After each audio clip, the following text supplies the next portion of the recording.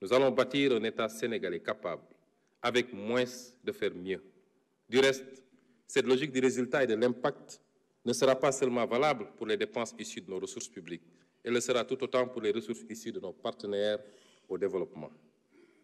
À cet effet, nous avons commencé à mettre en place un nouveau dispositif d'identification et de sélection des investissements publics, en évitant d'engager des opérations d'investissement que le secteur privé pourrait et devrait réaliser. Dans cette perspective, la politique de partenariat de type public-privé sera repensée pour corriger les déséquilibres et imperfections constatés au cours de la dernière décennie. Une attention particulière sera apportée aux coûts unitaires en redéfinissant la politique de commande publique et en retenant partout des prix de référence. La qualité des ouvrages et les délais de livraison de la commande publique deviendront des normes que tout contractant devra respecter. Par-dessus tout, la transparence devra être de rigueur dans le choix des entreprises contractantes qui devront remplir toutes les exigences de qualification et d'expérience requises. La quatrième rupture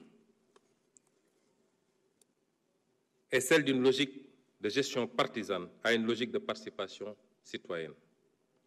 Notre ambition pour le Sénégal ne peut réussir sans une adhésion durable des populations et sans la participation de tous à la construction commune d'un Sénégal nouveau. En votant pour le projet, les Sénégalais ont également rejeté cette façon de faire de la politique, où l'on proclame la main dans le cœur, la main sur le cœur, que la patrie viendra avant le parti, et où chaque acte posé démontre le contraire. Nous ne voulons plus d'une gestion du pays qui se résume à la gestion partisane d'une clientèle politique. Nous ne voulons plus d'un pays où les richesses sont accaparées par un clan. Nous voulons, au contraire, un pays où les ressources du pays sont gérées au profit de tous et où le mérite est plus important, que l'appartenance familiale, ethnique ou politique. La cinquième rupture consacre le passage d'une gestion centralisée à outrance à une logique de gestion déconcentrée, une logique, disons, territorialisée. En effet, notre ambition pour le Sénégal ne pourra être réalisée sans une gestion plus proche des territoires. Faire reculer le centralisme au profit de la gestion de proximité. Notre action sera dès lors de procéder à de profondes réformes en matière de décentralisation, de fiscalité et de gestion budgétaire, entre autres, afin de libérer le potentiel de nos terroirs. Au sein de ces pôles, les villes épicentres seront au cœur de la nouvelle stratégie. Elles bénéficieront d'investissements conséquents en matière d'eau et d'assainissement, d'électrification, de gestion des déchets, d'infrastructures de transport et numérique, et j'en passe. Dans la même foulée, la décentralisation sera approfondie en renforçant les compétences, les capacités et les moyens financiers des collectivités territoriales. La charte de la déconcentration sera intégralement mise en œuvre afin de rapprocher l'administration des usagers du service public. La sixième rupture consiste à bannir la logique d'accaparement au profit d'une minorité, au profit d'une logique d'équité et de justice. La reddition des comptes, puisque c'est de là qu'il s'agit, ne doit plus être perçue comme une exception aux règles de gestion de la chose publique, mais plutôt comme un principe de transparence et une exigence de gouvernance. Nous nous inscrirons dans ce cadre, aussi bien pour l'audit de l'utilisation des fonds publics antérieurement à notre arrivée au pouvoir, que pour la gestion des affaires publiques durant les années de notre gouvernance. L'État veillera à ce que les structures de contrôle et les juridictions compétentes puissent exercer leurs missions respectives, conformément aux lois et règlements, mais également en application des principes de la séparation des pouvoirs et de la présomption d'innocence. Nous mettrons ainsi en œuvre les conclusions des assises de la justice ayant fait l'objet de consensus et poursuivrons les consultations et le dialogue pour bâtir un pacte social durable. Nul ne pourra désormais se prévaloir d'une proximité partisane pour accéder à des faveurs indues ou se protéger de sanctions méritées. Chaque talent national sera promis en ne tenant compte ni de son origine, ni de sa religion, ni de son appartenance partisane. Enfin, la septième rupture implique le passage d'une administration bureaucratique à une administration moderne et performante. L'administration doit être le fer de lance de la conduite du changement auquel nous invite le chef de l'État. Elle sera plus attentive et orientée vers la satisfaction de l'usager. Le clientélisme y sera aboli conformément à l'invite du chef de l'État aux agents de l'administration.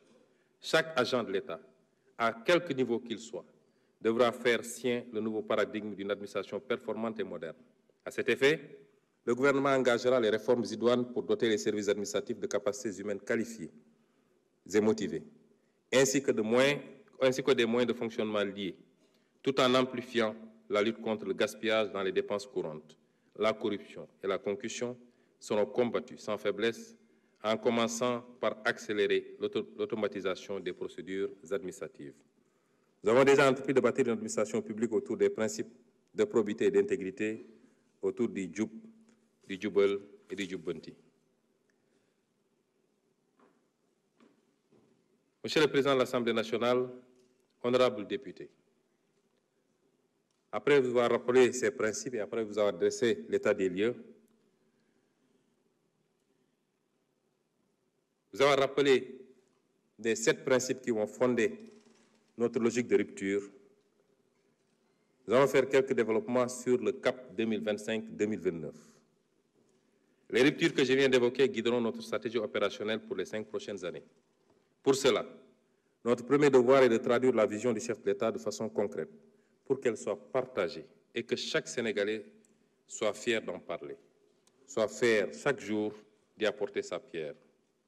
D'abord, un Sénégal souverain sera une réalité tangible si nous nous en donnons les moyens en matière économique, énergétique, alimentaire, pharmaceutique, scientifique, technologique et sécuritaire. Un Sénégal juste repose sur une véritable paix sociale, une nation où règne la justice, l'équité, l'unité et la cohésion nationale. Un Sénégal prospère implique de tripler le revenu par habitant pour rejoindre la catégorie supérieure des pays à revenus intermédiaires. Et cette ambition sera réalisée grâce à une croissance annuelle minimale de 6,5% sur 25 ans qui transforme qualitativement la vie des populations. Croissance inclusive, s'entend, et une croissance endogène également. Monsieur le Président de l'Assemblée nationale, honorables députés, l'agenda national de transformation se décline en 4 axes, à savoir, premier axe, une économie compétitive. Deuxième axe, un capital humain de qualité et l'équité sociale. Troisième axe, un aménagement et un développement durable.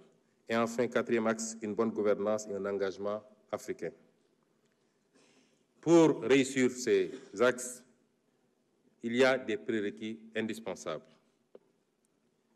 Les conditions de succès de cette vision reposent sur des prérequis relatifs à la présence d'un État stratège, sachant anticiper les mutations, sachant planifier les actions, sachant réguler efficacement et dans la transparence les politiques publiques. Ces prérequis ne sont toutefois pas des conditions suffisantes dans le cas des pays en développement comme le Sénégal, fortement dépendants des flux de financement et d'investissements étrangers.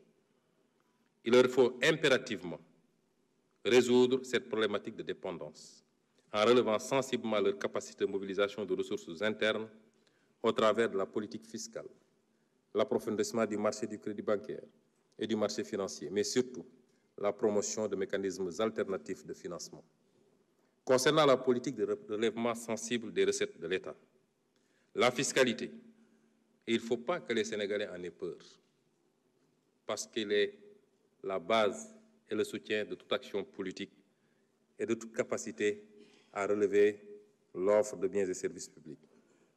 La fiscalité est certainement le maillon le plus important de la politique budgétaire. Cependant, le Sénégal peine à mobiliser de manière optimale les recettes fiscales, principal instrument de financement souverain. Aujourd'hui, nous sommes à un taux de pression fiscale d'un peu moins de 18%, en deçà donc du ratio de 20% fixé par le critère de convergence de l'UEMOA.